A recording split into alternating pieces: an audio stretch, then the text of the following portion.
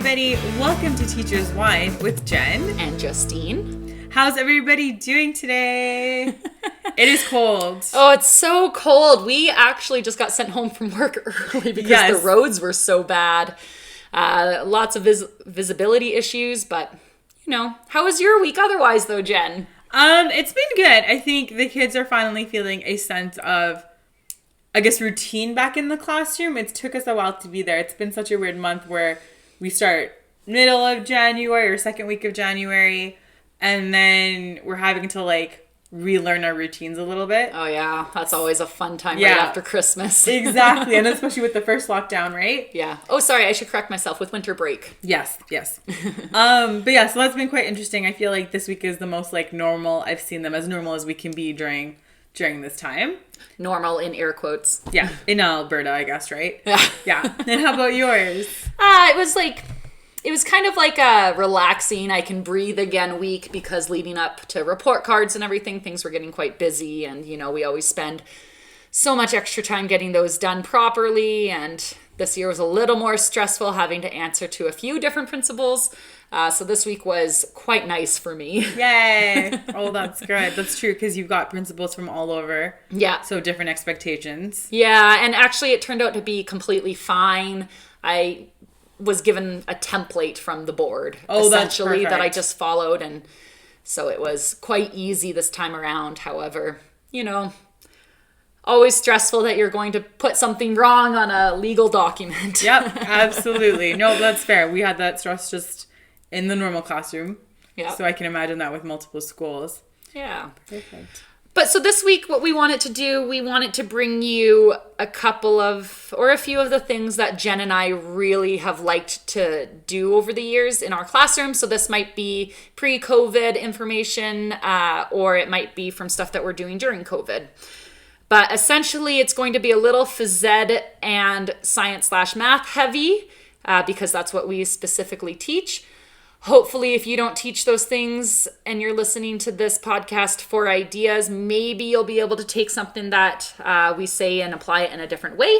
Hopefully, you can get some information out of this. Yep. And we're also hoping, too, if you are because of COVID, you're one of those teachers that maybe are teaching everything now where you weren't. I'm also hoping that this will give you some ideas, because while we were chatting about it, I just learned some cool things that I can use from PE into my normal classroom. So that was fun. Okay. All right. Why don't you go ahead and why don't you explain to everyone the one that I really liked with what you're doing to music? So one of the things that I really like to do in phys ed, of course, you always go into a gym, and you hear blaring music. I'm going to go on a tangent for a second. And if we cut this out, that's fine. Okay. What are you thinking? It is so funny to me because it's been almost hammered into my head that I don't teach gym. I teach in a gym, but I teach physical education. And so I'm always very careful with which word I'm using. And so sometimes I'll get kind of caught up on that. And it takes me a minute to sort in my head what the right word is.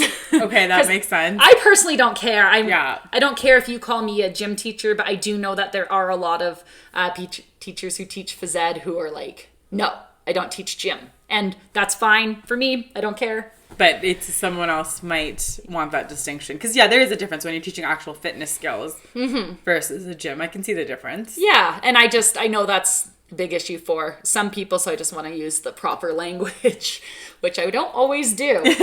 But anyways, so obviously we always have music going on in there, and I'm not necessarily just saying put music on to when your kids are in the gym, but more so I'll do things like one of my favorite things to do, and I actually got this off of somebody we had come in to teach dribbling to some of our basketball teams, and she put it to music, and it was used it was an Eminem song that was used, and so we obviously only did instrumental, and they had to essentially dribble to the beat. And so then you can multi-level this, right, with whatever skill level your kids are at. If it's, okay, maybe you have to use two hands to dribble the ball, which we don't really recommend, but you have to start somewhere. Or if you're going to be using 2 basketballs and dribbling to the beat and like maybe only having this one ball bouncing to a certain beat and this other ball bouncing to a different beat and having them going at different times, it's really easy to make it multi-leveled in phys ed. But that's just one of the things that I've really picked up and enjoyed doing. And it's fun. I think it's fun for the kids. They seem to engage pretty well in it too. No, that sounds so fun. Like, I was just thinking while you were talking about it, I know I got super excited about it, but like that would be really cool even just in a normal classroom, whether it's like for a movement break, and even if it's just with small bouncy balls as opposed to like a giant basketball, because in a classroom a basketball feels really big. Or even squats. Oh yeah, absolutely. Just... They have a Sally up down challenge that's on, I think it's on YouTube. And so essentially it's a song that's just like, and then Sally's up and then Sally's down. And every time they say Sally's down, you have to go down and hold the squat until they say Sally's up. Oh, that's fun. Yeah. Yeah. But yeah, that's kind of me just taking some of your PE stuff to my classroom. Yeah. Movement breaks are always a good idea. Yeah, especially like, I'm sure you guys are noticing too, like if you are teaching students, like they're tired of sitting in one spot all day. Well, Jen, what do you do to help them out with that? No, totally. So one of the things that I love to do, and it's kind of, I think maybe in the math world it's classic, but maybe it's not, I don't know, is to just, one, I always put them into multi-level groups. So I prefer to have mixed groupings. So you've got students that really, really master some of the concepts that we're learning and some that are still working their way there. And I put them in 2 or 3. 3 is kind of the better sweet spot, but you can't always do it depending on your class size and the amount of space that we need now with physical distancing. But I put them in their groups and I'll write a problem or an equation on the board. And I have them just tackle at it with their groups. And then the trick with this one is I always specifically pick someone to explain it to me. Sometimes it's the kids who mastered it. Sometimes it's the kids who are just kind of getting it. And sometimes it's the ones that really struggle, depending on what I've been seeing. But 2 reasons I love it is 1, just getting them, of course, up and at the whiteboard and making them feel safe. Because when they're at the whiteboard, it's really only them and their group that are staring at the problem. So the idea of other people are looking at me doesn't exist anymore because you know who can see past you and who's really not. It's mostly just me. And the other one that's really cool is when they're doing something that involves multi-steps, say solving a somewhat complex algebra equation, the fact that literally just their finger can erase the simple mistake that they made. Maybe they just carry the negative through. Maybe they multiplied everything by a 2 when it should have been multiplied by 4. Like one simple little finger to just erase everything. And it's really cool to see them. Like I hadn't done it in a while with COVID. And this time I was like, let's do our precautions well. Let's make sure our masks are on and let's just try it and see how it goes. And it was so great to see how many of them just got it, right? So that's one of my cool things that I love to do for math. And kids actually love writing on the whiteboard. Like they love being at the front and doing that, but it's that confidence piece why some of them won't get up and do that when it's just one in front of the whole class. So I like how you're kind of drawing the attention away and still letting them have that novelty of this is the whiteboard. Look how fun it is. If they ever become teachers, they'll realize the whiteboard's not as fun as they thought. Yeah, exactly. Especially now with technology, right? Absolutely. Why don't you tell me about the game that you had them play online at home? Okay, yeah. So as I mentioned in a previous podcast, I'm trying out Flipgrid. I didn't really understand it at first. And so I tried out this one activity just to really give this tool a try. And so during the lesson, I gave them 10-15 minutes to go and play The Floor is Lava. And so they had to make their way from one side of the room to the other, and they could go and grab things that they were allowed to step on. And I mean, obviously I put disclaimers out there, like don't step on anything your parents wouldn't want you to, don't use anything that you know can hurt you, or, you know, I took my due diligence to do that. But it was really fun to watch the videos of the kids jumping around their rooms or living rooms or wherever they were. And it was actually really funny. One girl had her mom poke her head around the corner and she's just like, what class is this? And you could see her laugh and say phys ed, and her mom was like, oh, that's cool. That makes sense. It was really fun to watch the kids kind of play around in their environment in a way they probably haven't in years. Yeah, since they were really little, right? Yeah. And then again, too, I was piggybacking off of this one saying that we could probably do something like this in the classroom as well. Whether it's they're walking on different like colored tiles, or if you set like different like hula hoops or whatever equipment you would get from PE, and that's what they can step on / not step in, or whatever the case may be, just to kind of get them moving around. So I feel like I'm learning a lot with this podcast episode. Yeah, and that one was fun too because I got to introduce it with like all those wipeouts from the show The Floor is Lava. And so they enjoyed like watching people not be able to jump from one thing to another. And then had to recreate it. Yeah. Yeah, and you know, you tell them to be, or the more creative they can be, the less items they can use, like the more fun it will be and the more challenging. So some kids did some really cool things. Like it was impressive to see them like almost using like an oar to wheel a wheelie chair from one side to another. That's so fun. Oh, it was hilarious. That's really funny. Yeah. Yeah, so I'll share another one of mine. I feel like this one works with any word. So I'll use, I think about 2 examples. I might just focus on one. We'll see how it goes. Can I start out this one? Sure. Okay. So Jenn is so good at inquiry-based learning. Oh my gosh. I am like always in awe of what she can do with that. And I'm not going to lie. When I taught math, I hated inquiry-based learning because it was a newer thing when I taught math, and then I had a friend who was still in school trying to explain inquiry-based math to me. Yep. And it just sounded like a nightmare. And it just sounded so hard, and I couldn't wrap my head around it. And then when I saw the way that you did it, I was so impressed. Oh my gosh. I'm like, I can feel myself going red. So yeah, I'll hand it over to you, but Jenn is incredible at this stuff.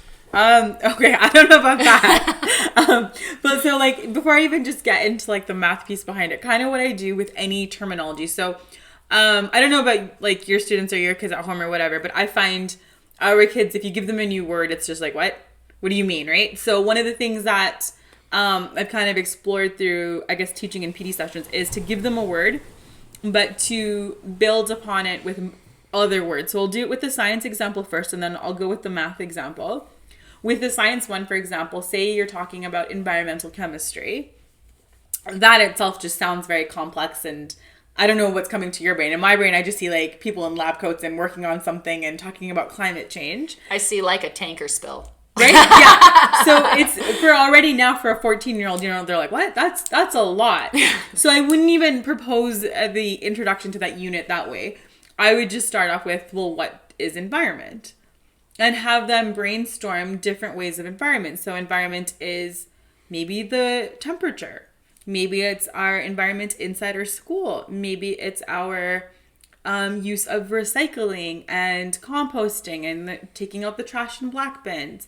Maybe it's the environment of like the mountains versus the environment in the city, and just talking about those pieces before I even link the idea of things like acid rain or soil properties or pH in the climate, just focusing on that one word. Then I would focus in that definition within the unit and kind of build on those ideas. But this is just such a cool way to introduce a topic, because I know we do things like the knowledge, the KWL charts. Yep. Like what you want to know, and then afterwards, like what you did learn.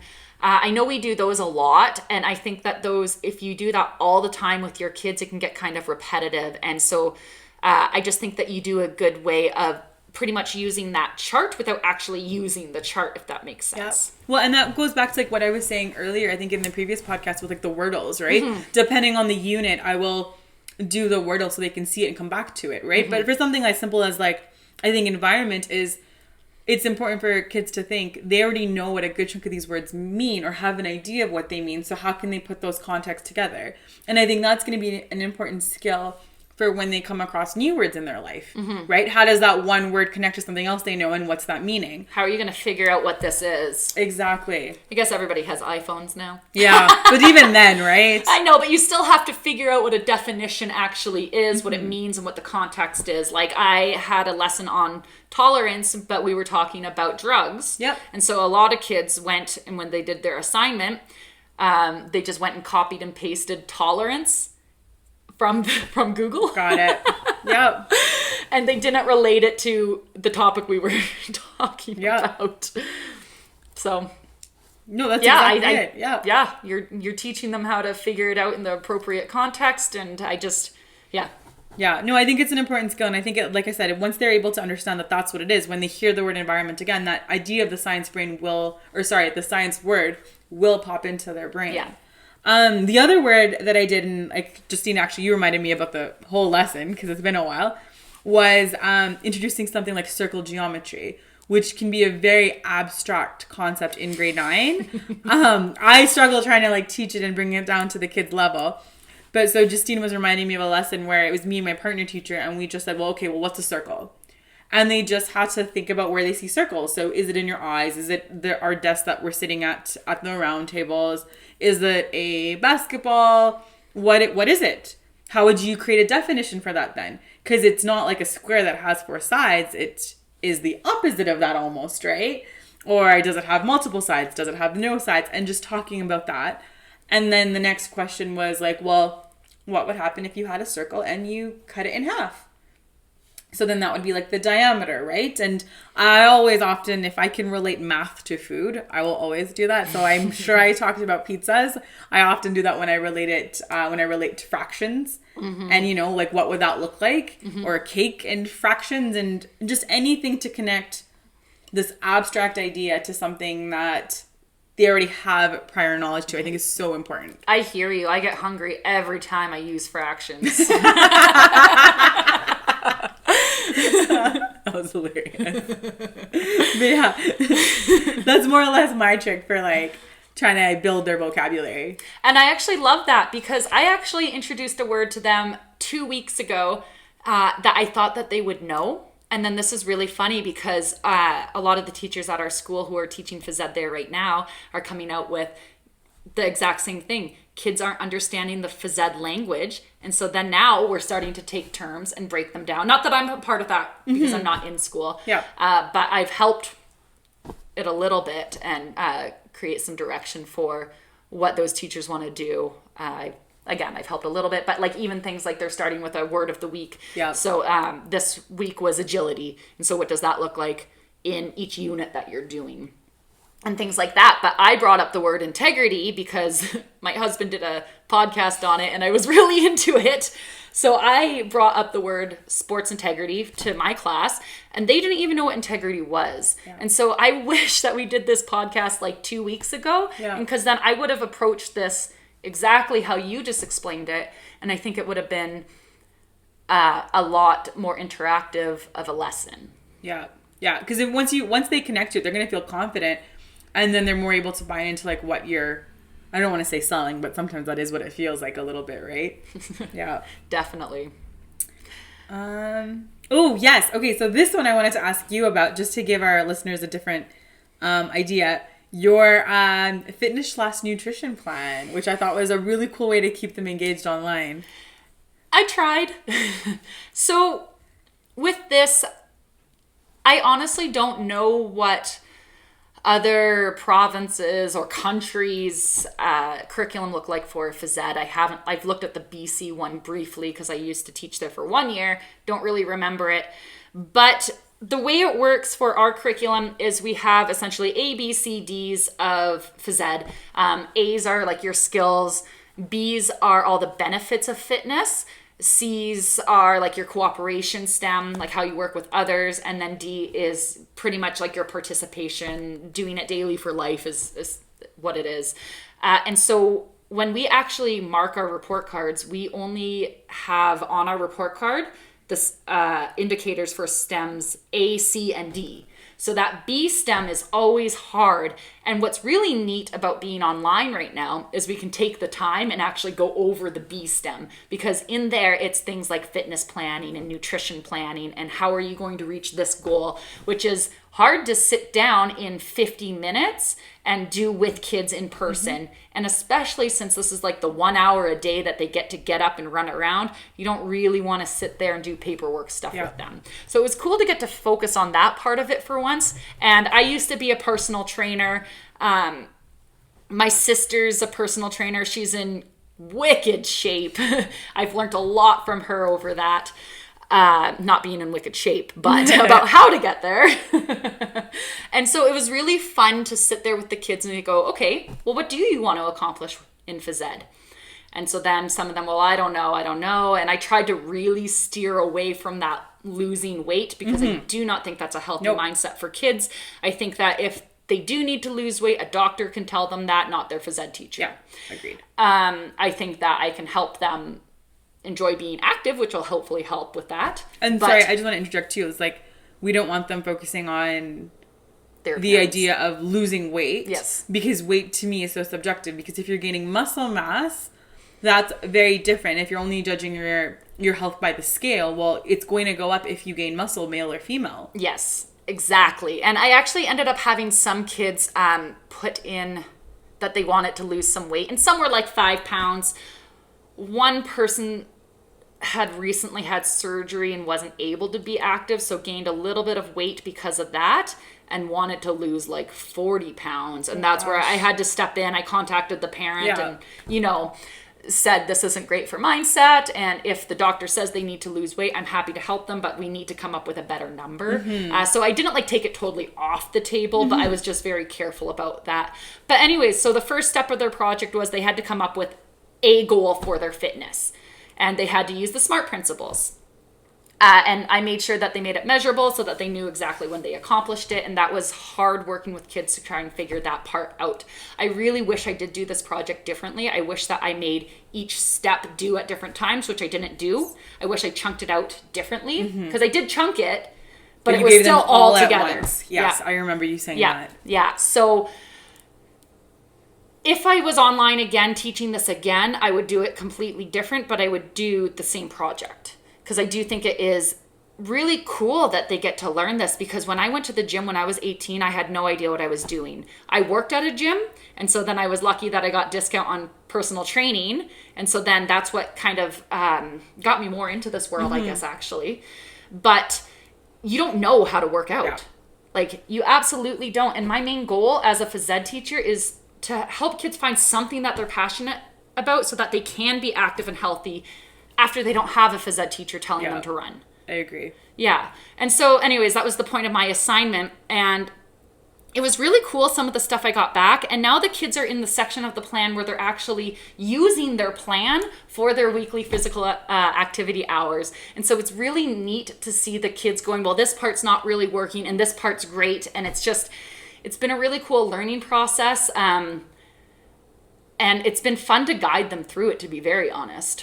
Well, so that's one of the things that I love about that challenge, which is why I brought it up to talk about it today, or I guess that lesson, is because ultimately that's a life skill. Do you know how to take care of yourself, and do you know what workout you like? Because like we've had this conversation before, I will be happy at my gym, lifting my weights, running on my treadmill, doing, my spinning. Don't ever put me in a team sport. I wouldn't know what to do. You saw me today. I'm going to flinch when the ball comes at me, right? Or puck or whatever the case may be. But regardless, it's just knowing that part of being healthy is having an active lifestyle, but not everyone's active lifestyle would be the same. And now they really got to test that. And I think that's a huge skill that a lot of them will walk away with. Yeah. Yeah. So it's really cool to get them to pick, I don't know, there's different components of fitness, right? So you have just the health-related components, and you have your skill-related components. And I mean, I'm not going to go all the way into those, but your health-related ones would be things like muscular strength, endurance, flexibility, things like that. And so it was really cool to say, you know what, if you're an athlete, try and pick a skilled one or a skill component and make this a little bit more difficult for yourself. And then you're actually working to improve yourself for your sport. Yep. However, not all of you play. And honestly, a lot of my online students don't play sports. And so then I really told them that they should focus on the health-related components because, again, it's for their health. So then, I don't know, do you want to be able to run farther? How much farther? And what amount of time? What can you do now? And this is where I think fitness testing can have such a bad name. I don't love it, but I love fitness testing when you can use it properly. So it was cool to tell them all these different at-home tests that they could try and do. And in the grand scheme of things, I wish that I said, do them. Yeah. Then you can have more of an idea of what your goal should be. Well, especially because they can't we're in such a weird position where Yeah. you can't always test it, right? Right. So if you're giving those things at home, you know, they have that, I guess, measurement, right? Yeah. Yeah, because they need to know where they're starting. But if I had said do these 5 tests, it might have narrowed it down a little bit for some of them to go, oh yeah, like that running took me way longer than I thought. Maybe that's what I should focus on. Or whatever it might be. Maybe it was I could only do 4 push-ups on my toes, Yeah. which is fine. Because I have such a hard time going, you know what, you can only do 4 push-ups. That's not good enough. Yeah. Because that's, again, That's not okay. the point. Yeah, especially with all the factors thrown in our way. Like both you and I have noticed how different we are physically or active in comparison to the way we were even just a year ago. But going back to what you're saying with testing, I think from what I'm hearing, it's giving them a starting point. Yes. And that's what I like. I like being able to track their progress and them see their progress. Yeah. That's what I like to use it for. Sometimes that can get tricky. But anyways, I've gone on a completely different tangent. That's okay. Yeah. And yeah, I guess the point of that is I liked the project. I would definitely do it differently next time.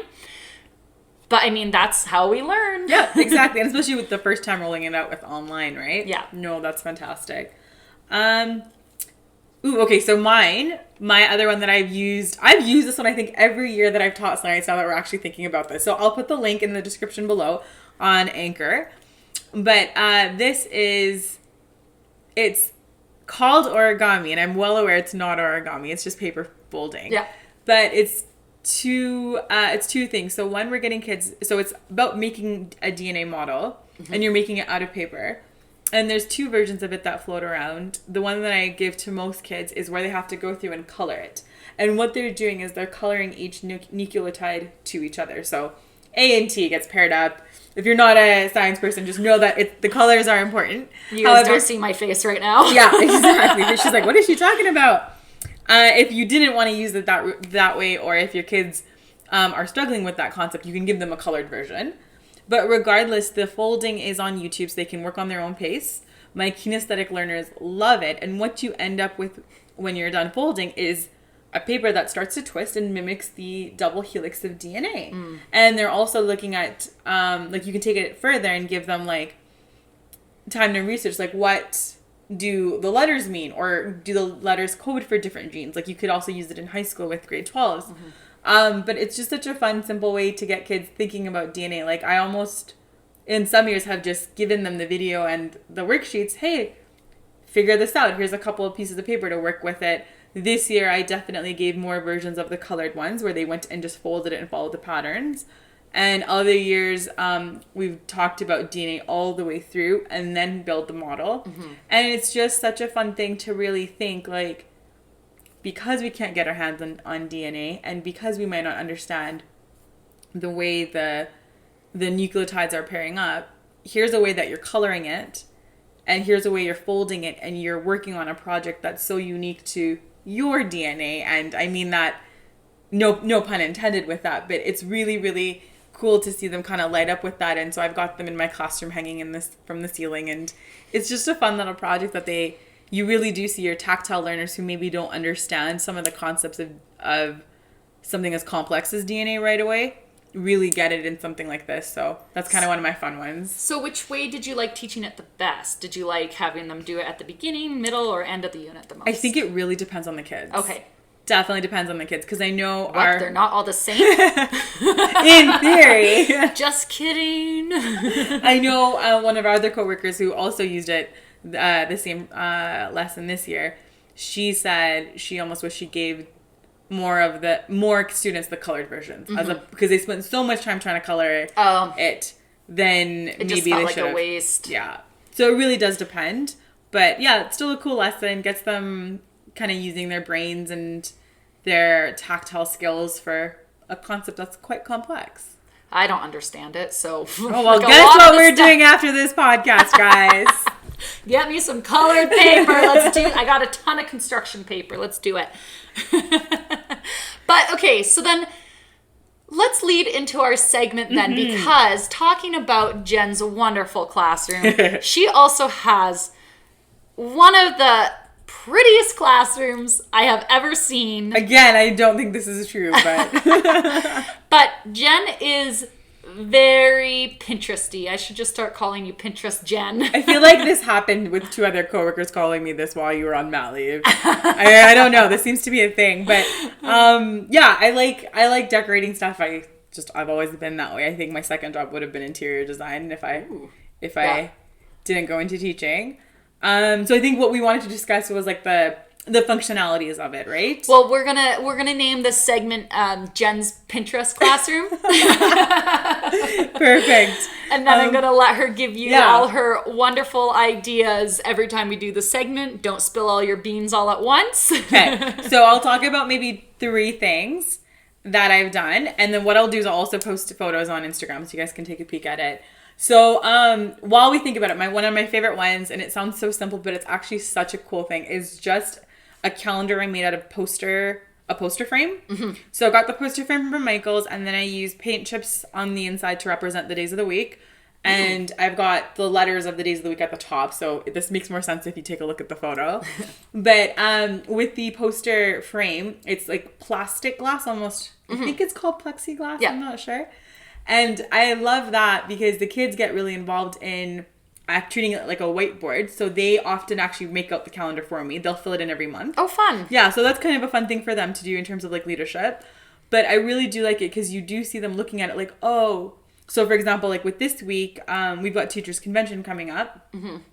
So they're like looking at the calendar. Oh, next week is only 3 days of school. Okay. And then this is, why don't we have school on Monday? It's family day. Oh, that's a holiday. And it really just, it almost like, I picture the way 3-year-olds would look at a chore chart.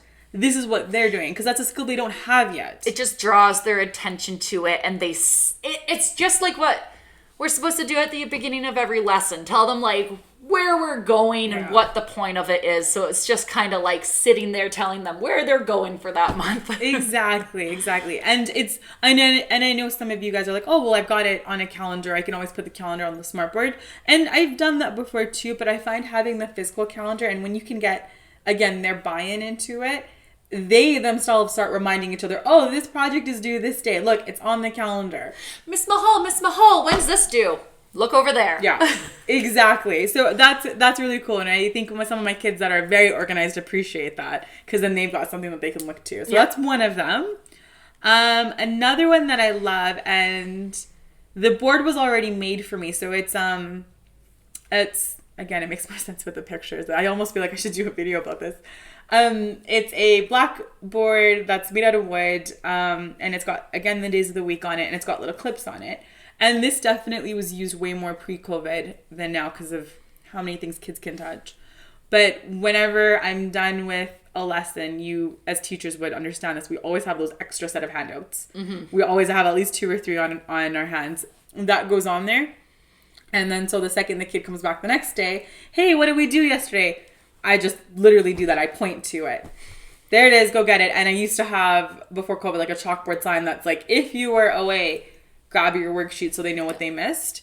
And that was really cool. It, again, builds independence with them. But it's a simple thing of just a board on a wall with the days of the week. And like, you don't even have to do it that fancy. If you wanted to just put like file folders up on a wall and staple them to the wall, that could also work as well. Yeah, you took the words out of my mouth. I was going to say it's almost like your hand holding them into independence. Yes. You're laying it out so nicely so that they can be independent. And maybe it's just so that they don't talk to you as much. Sometimes that's what it is. No, I'm just joking. No, I love hearing their voices. I know. Yeah, and I'm trying to think of a different one that I have that's in there. Oh, yes. The other one that I do like too is I've got some of these chalkboards on the wall. And again, before COVID, I'd have them have a lot more say in this. But what I used to do was every month while the kids were doing the calendar, on this chalkboard, I would give another kid to come up with a quote of the month. Oh, and so that's really fun to do in homeroom time because they get to research a quote that represents them. So the quote that's still up there is from one of my students who loves basketball. So her quote's about competition and basketball, and it just very much represents her, but she gets to say kind of in our classroom. And of course, we're all staring at it. It's there, and that's been up there for a little while now. But just simple things like that. Can you think of any of the quotes you had that were your favorite? Oh, gosh. Did you miss 100% of the shots you don't take? No, I didn't do that one. Justine can do my next one then. Sorry. What was it? not last year, the year before. Yeah, the year before, I went and printed off a ton of motivational sports quotes. And like they were like pictured, and I like laminated them and everything. They were like smaller squares, and I stuck them all over the gym, and like you could see kids going up and reading them, and some of them were like kind of cheesy. I love cheesy. Yeah. You know I love cheesy. Yeah. I think it's hilarious. Anyways, but it was really cool because you could see them going around doing, like, looking at those, and I love quotes. I think that they can get people thinking a different way, and I even put a huge billboard over our entrances of our gym. Yeah. That's just pretty much telling them to work hard while they're in there and leave the gym feeling better than you went in. Things like that. So for me, I just think quotes can be so powerful, and personally for me, they're motivating. Yeah. So I love that. I love that idea. Yeah. So that's kind of, I don't know, those are kind of my items. Yeah. No, I love that you even put like the students getting to interact with it too. Like, I think that's so ideal. And I know that I don't see your classrooms all the time, but whenever I pop my head in, things are just running so smoothly. You can tell kids respect you a lot and really like care about what you think and really want to put in the effort for you. So I think that I feel like she's being really really exaggerating this. I did have a kid fall asleep in my class today. Just saying. Well, maybe they didn't sleep last night. But I'm always in awe, and this is one of the reasons why I wanted to do a podcast with you, Jen, is because I really truly believe that I can learn a lot from you. Oh my God, this is too much. I think I genuinely mean that. Oh my God. But anyways, I think we went a little long on this podcast, so we are going to call it here, and hopefully you want to hear more about what we have to say. And you can join us next week at the same place, same time. Same bat time, same bat channel. Just kidding, but really, thanks for whining with us.